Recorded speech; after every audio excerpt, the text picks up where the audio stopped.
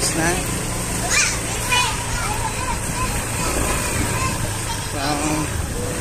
Sabog na ni Biskay. Hindi pa nakain yung sabog niya.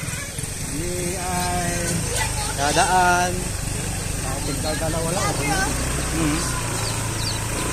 Saging. Sarap sana dito. May buko, no? Ganda ng buhol ba? Para kang umuwi ng buhol. Hindi ka nga umuwi. Dapat umuwi din. Wala akong takakama tuloy din. Kasi hindi, makulit ko. Dito na lang sa amin. Sabi ko, abis ka, baka ko yung sa May na lang kasi para wala pasok sa na. Eh, 1 year nga ito eh. Sa papa niya kasi, di ba? Oo.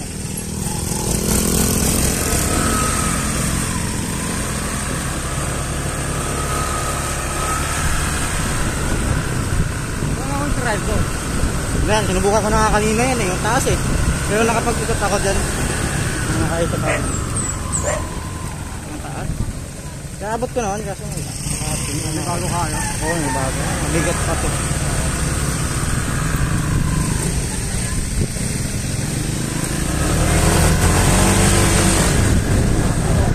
Lakas nga eh. Lakas.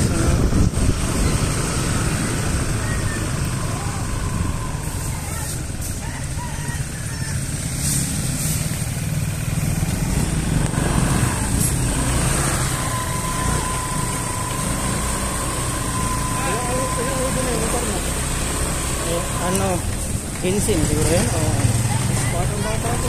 bata ba yan? Ilang taon? 20 na. Nakaka-20 lang. Hindi nag-drive tayo. Ano ito nung ginawa ko sa ano? Sa section niya. 19. Oo, 19. Ano pala? Bakit na ang dagdag ka? Eh dito, tingnan ko, nasa 137 kilometer siguro. Papunta, eh. Nakita mo dyan? Kailan yung ganag ka dyan?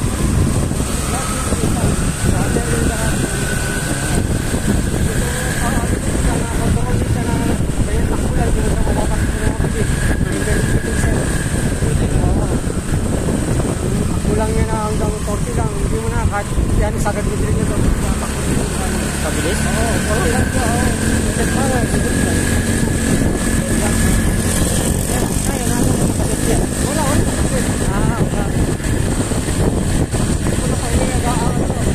Pangaran ako. Hindi naman magkano yung makina. Hindi na kahit pasangat mo. Matik. Hindi ka tulad ng TW. Hindi pwede. Hindi mahihira yung hindi kailangan may tabak-tapakan din.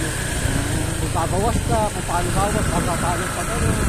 Baka patakas ka na, padagdag ka pa eh. Padagdag. Oo. Nalilito ka pa eh. Ilang tank nito? Ilang litro? Ano to, ang pinaka-full tank nito, naka 500 plus. Ano yung 500 pesos? Oo. Pero yung liters niyan, mga tingin mo, ilang 8? Oo. 500 full tank na. 4 lang yan eh. 4.2 lang yan. Galit naman kasi, di mo pala nakakayanin. Oo. Kaya binagay lang sa katawan. Oo. Pero naman yan, labay naman yan kasi bagaan yan. Magaan na. Hindi ka na pahirapan kahit sa mga beginner. Ay, gusto nga ni MJ. Sarap si Nick yan eh. Kasi may MJ. Pag lalo siya nakapagdalit ng maliit, baka madali na. Madali na magaan na. Ito kasi ginagamit niya sa kahit yung sa motor ng PC. Nagamit din niya yun. PC na lang sa kanya. Ano ko nga sa kanya, iwasan yung tap. Nakakami ka na, bumabos ka lang. Hindi lang tamang ganyan eh, kasi nakatanong yun eh. Ang magkagad titigil, hindi mo iniisip na nasa likuran, bigla ka sa treno.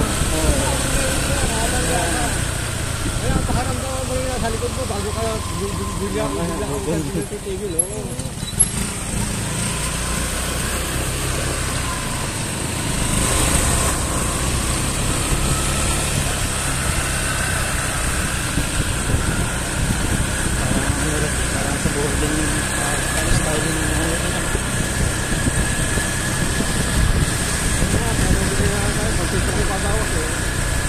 Alin? 48? Battery. Battery. taas ng topic ko. Hmm. Ayan yung ano yung gasolina. Ayun, konti pa lang nabawa. 1 bar. 2 bar. Grabe. Mahaba na ng... Ayun yung kagandahan sa mga Honda. Detect na Hmm. Ayun yung pinagbabago ng Honda sa lahat eh. Sila kasi top 1 na pinakatipid sa gasolina sa lahat. Pagdating sa motor na. Sa lahat ng motor. Kahit search mo yan, Honda lang. Honda talaga. Pinakatipid. Pag lahat, para kasama ng Honda, naku po, napakatipid lalo yun. May mga kasi, may mga parang na... Meron naman Yamaha, may tipid naman. Kaso hindi naman kumbaga katulad ng Honda Beat. Ang Yamaha, tipid din. Malayo, ang pinagkaiba lang, parang ano lang siya. Konti lang ang diferensya, kung parang gano'n. Kaya hindi man nga yung ano, flip, di ba? Oo. Wala, pangmasa na eh. Pamasa talaga eh. Makikita, pero ang flip, dahil sa vibrate, sa pagkakto, yung manibela, ito, kumakalog, yung mga issue ng flip eh. Hindi yung mga bago lang, basta katulad ng filtering, yan, ayos yan. Pero yung mga unang labas na flip na pinag-flip, ngayon, kahit yung napapanag natin, ang mga issue, long guard, saka yung vibrate, pinag-start mo, lahat mo, mga vibrate. Mga vibrate, pagkag na? Oo, yun. Batulin? Hindi. Di ba, pag in-start mo siya, magbabibrate yung motor mo, parang may tumatawag. Eh, parang ganun din yung motor ko. Para pag nag-brake ka, parang para siyang umano. Pinalinis mo na yung pambelt niyan. Hindi pa. Anak ka ng teteng ka. Ano? Pinalinis ang pambelt niyan. Pinapairin? Pinalilinis ba? Yung ano, CVT. Pambelt? Ang tawag doon, CVT cleaning. May CVT yan eh. Gilid lang yung ano. Oo nga, yun. Yun. Pinapalinis ko yung gilid yan. Ayun, kala ko tayo. Kala ko belt yung ano. Ang belt na, mamalala mo pag maluwag na, may crack-crack na yun. Pero yung ano, yung sinabing linis gilid, napalinis ko na yan. 2 beses yan. Oo, tama yun. Pero may vibrate pa rin. Pag nag-ano, hindi naman siya totally vibrate. Pag nag-full brake ako, tapos kunwari may lubak, tapos nag-brake ako, para siyang umano yung shock.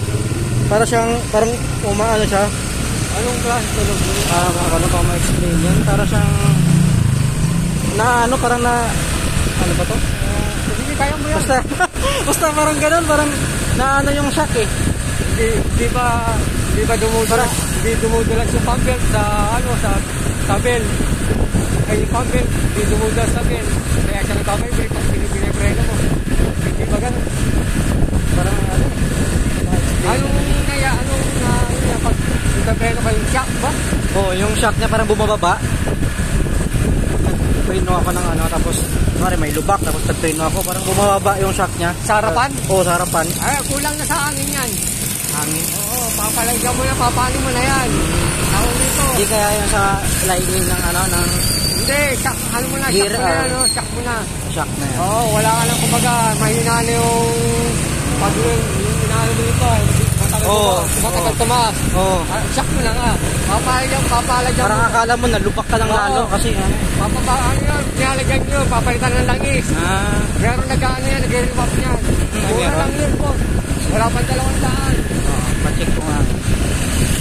Yung sa iba, kung masingil, 300 na pinakamataas. Remap yun, yung ano yun, kumbaga siguro, ilang taon na rin yan eh. 3 years na rin yan eh. Pahalin yung langis yan, para lumaro yung spring niya. Saka makarga ng hangin. Nandiyan din ang hangin yung boss. Kaya siya pag ano siya, hindi na siya lumalaro. Hindi pagkilit yan. Matagal siya pag nagpreno ka, tapos tagal bumalik.